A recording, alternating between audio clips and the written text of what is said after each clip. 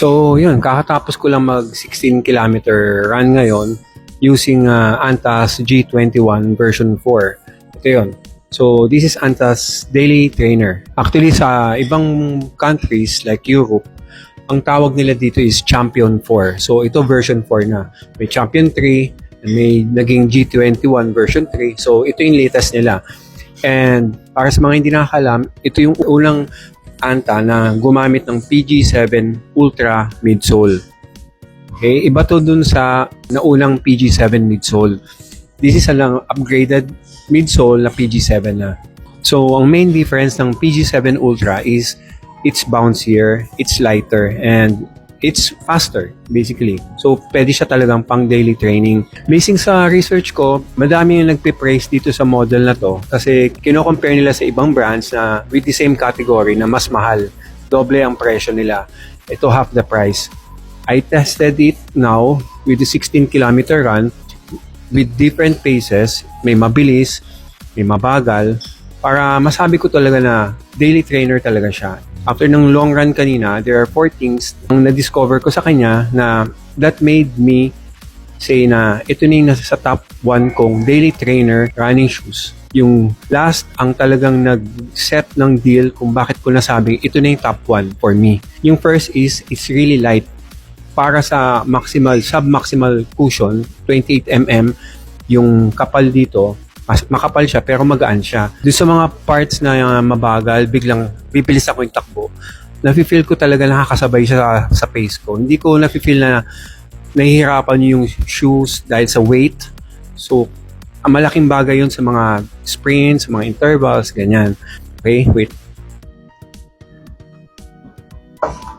So, and then pag sa long run naman, like say, kasi kanina naka 2 hours plus akong run, I don't feel na yung weight niya, it's dragging my legs. Since 2 hours na ako tumatakbo, since magaan siya, hindi ko na-feel talaga na nagpapahirap siya, lalo pag tumatakbo ka ng more than 1 hour or almost 2 hours na. So, this is really light for its category. And yung second, yung versatility niya. Okay, so, every daily trainer should be versatile. Okay, but I'll point it out na sa uphill, when land here sa uphill, kayang-kaya niya mag-sprint, kayang-kaya niyang mag-accelerate going up since magaan din siya and very bouncy yung midsole nito, kaya niyang mas madali umakyat, mas madali tumakbo ng paakyat. At the same time, very responsive din siya sa change of speed sa uphill. Pag downhill naman, mauuna yung heel, okay, I really force my heel going down para ma-feel ko yung cushion niya, kung gaano kaganda.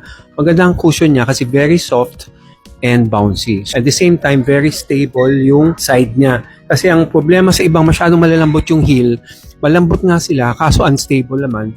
Kaya pag bagsak sa downhill, medyo wobbly. Ito hindi. For some reason, hindi siya wobbly. Siguro maganda kasi talaga yung pagka-design nila nito, malapad talagang rear. So, I feel confident going down fast. Okay, after doing 10 kilometers sa easy pace, I feel the softness, yung support niya dito, maganda. Pagdating ng 11th kilometer, I up the pace ng umabot ako ng 6 minutes. I tried to maintain that pace. So far, maganda pa rin yung response ng midsole.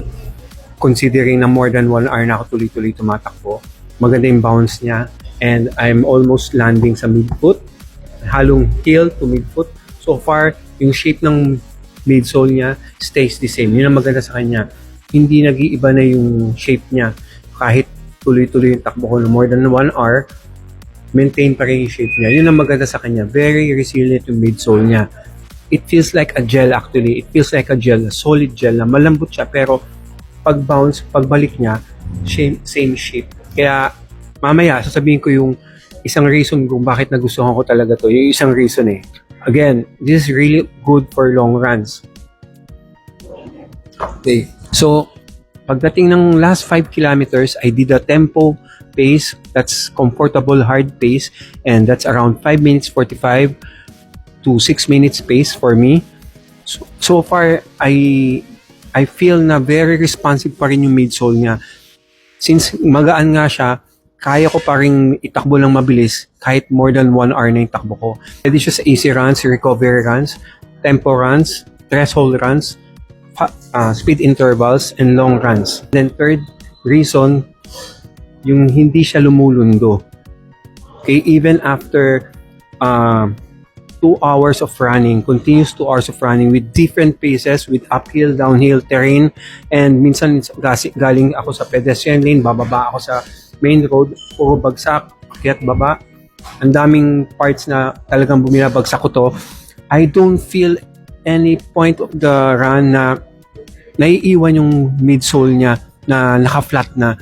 So parati siyang paglubog niya, bumabalik agad siya sa original state niya, which is very important kasi yung sa long runs and speed runs, kailangan talaga bumalik sa 100% yung shape ng sole para ma-absorb niya agad yung impact and may balik niya agad yung energy na binibigay natin, which makes this very good for long runs and speed intervals and downhill runs.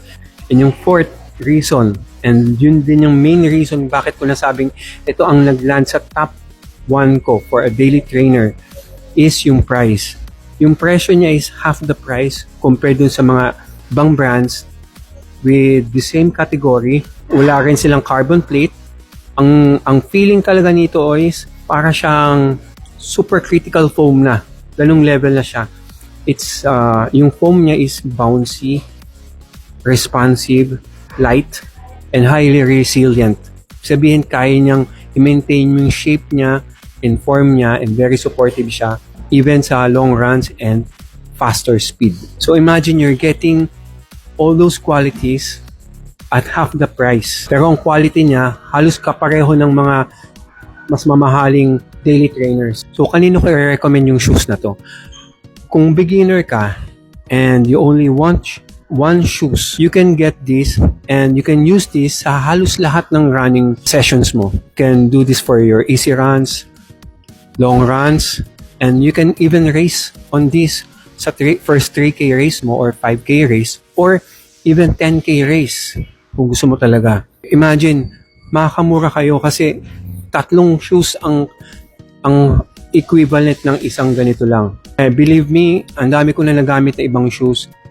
Ito talaga marirecommend ko sa mga beginners na isang shoes lang ang kailangan nilang bilhin. Kung kayo naman yung nasa novice level, novice is yung hindi na kayo beginner pero hindi naman kayo expert or advanced. Doon na kayo sa lumagpas na kayo sa beginner level, okay? And I'm sure pag novice na kayo, may ibang ginagamit na kayong shoes for your rotation. Saan nyo magagamit to? I recommend this para sa mga novice for your easy runs, tempo runs, and long runs. Sa race, pwedeng iba na yung shoes yung gamitin nyo sa race. Pwede yung usual shoes nyo for race. And para sa mga advanced runners, I'm sure may mga other shoes kayo for rotation. Ito, ma-recommend ko for you for your tempo runs. This will be a good tempo run shoes for advanced runners. Kasi nga, hindi kayo bugbog. At the same time, kaya nyo i-maintain yung pace na mabilis. Kasi nga, makapal yung midsole niya and very responsive. I hope nakatulong tong video sa inyo para mas maintindihan natin yung ano ba talaga ang G21 version 4 series ng Anta. Actually, dami ko na nagamit ng mga PG7 midsoles. After testing this, bouncy talaga siya. Very responsive and very light and very fast. Okay, so kung may questions kayo, paki-comment na lang para I'll do my best to answer them. And kung interested kayo, kung gusto niyo makita ibang colors, paki-check na lang dyan sa Yellow Basket. Okay? Thank you.